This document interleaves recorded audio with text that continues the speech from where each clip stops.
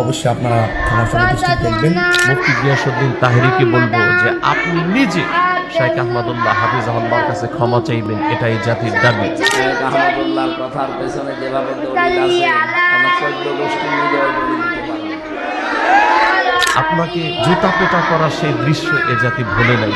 আপনার এই অশ্লীলতা, আপনার এই গান বাজনা নাচানাচি, এই কারণে স্টেজে প্রকাশ্যে আপনাকে জুতা পেটা করেছে। এই জাতির সামনে সেই ভিডিও ভাইরাল। এদেশের একজন মাজার পূজারী, একজন ভণ্ড আলোচক মুফতি গিয়াসউদ্দিন তাহেরি 48 ঘন্টার আলটিমেটাম দিয়েছেন এবং এই আলটিমেটামের খবর শেখ আহমদুল্লাহ হাফিজাহুল্লাহ পেয়েছেন। তিনি এটাকে কিভাবে উত্তর দিয়েছেন এটা দেখলেই আমরা বুঝতে পারি যে একজন জ্ঞানী এবং একজন মূর্খের পার্থক্যটা কোথায়। শেখ আহমদুল্লাহ হাফিজাহুল্লাহকে, প্রিয় ভাইয়ের, আপনাদের